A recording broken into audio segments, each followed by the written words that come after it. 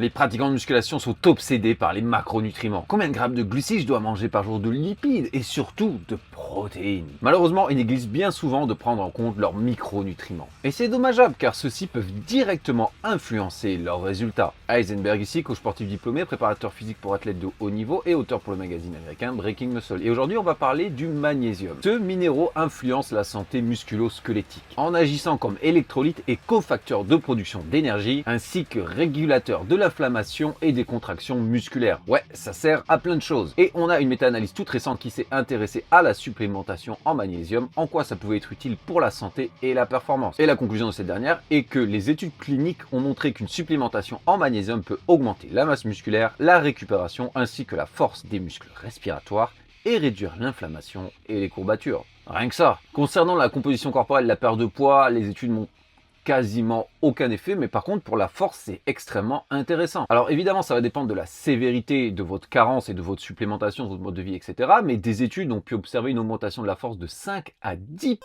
après la supplémentation et une augmentation de la masse musculaire de 2 à 5%. Ça peut vous paraître être juste quelques pourcentages, mais je vous assure que c'est pas rien du tout. Alors c'est pas que c'est un produit magique, mais comme on l'a vu, le magnésium est impliqué dans beaucoup de fonctions physiologiques. Et si on en manque, on peut pas très bien les assurer. Par exemple, certaines études ont pu montrer que le magnésium était intéressant pour votre qualité et votre durée de sommeil. Et ouais, il va jouer sur certains neurotransmetteurs directement comme le GABA qui est associé au bien-être, au calme, ou bien la mélatonine. Ça pourrait également avoir un effet très modeste sur la testostérone. Disons surtout que si vous êtes en carence, votre testostérone risque de baisser car le magnésium va être impliqué dans la SHBG. Donc en fait, c'est plutôt par effet cascade. En optimisant vos fonctions physiologiques, le magnésium va faire que votre corps fonctionne mieux. La plupart des bénéfices viennent du fait de ne pas être en carence. Si vous n'avez pas de carence et que vous sursupplémentez, les bénéfices sont minimes. Et le problème, c'est que la carence est très fréquente. On estime qu'un adulte moyen consomme environ 200 à 250 mg de magnésium par jour, alors que la recherche recommande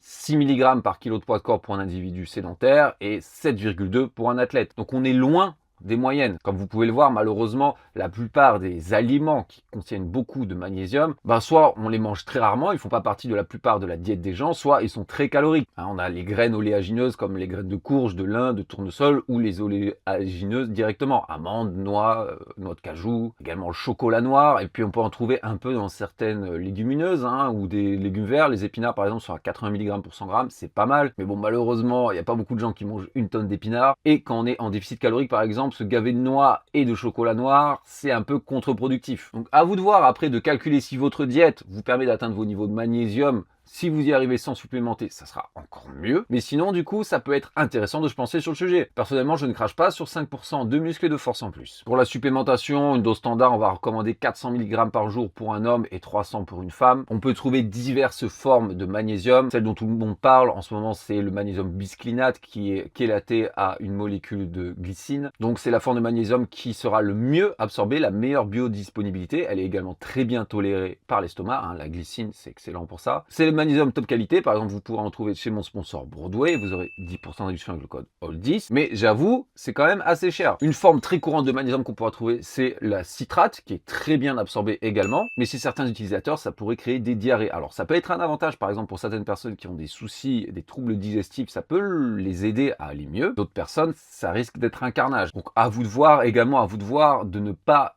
surdoser. Ce qui va se passer souvent c'est que les fabricants ils ont des recommandations qui sont un peu excessive. Peut-être que ça les arrange parce que comme ça vous en prenez plus, vous en consommez plus, vous en achetez plus, mais souvent il faut plutôt aller se renseigner correctement que de lire bêtement ce qu'il y a écrit derrière. Une autre forme très bien, ça sera le taurate de magnésium associé à la taurine. Pareil, bonne biodisponibilité, peut être intéressant. Et sinon il y en a plein d'autres, mais un très courant qu'on verra, que je vous recommande pas par contre, c'est l'oxyde de magnésium. Certaines études ont pu montrer qu'il était bien assimilé, mais de manière générale, sa biodisponibilité est quand même faible. On est à moins de 10%. C'est pas pour rien que c'est la forme la moins chère, malheureusement. Donc, je ne vous recommande pas ça. D'autres conseils pour la prise, si jamais ça vous cause des diarrhées ou des inconforts digestifs, essayez de prendre en plusieurs fois. Par exemple, 100 g le matin, 100 g le midi, 100 g le soir durant vos repas. L'associer à la vitamine B6 lors de la prise, ça va être excellent. Ça va vous permettre d'encore mieux l'assimiler. Donc si vous mangez des bananes, du poulet, ou bien du thon ou du saumon. Et évitez de consommer trop de calcium ou de zinc à côté. Donc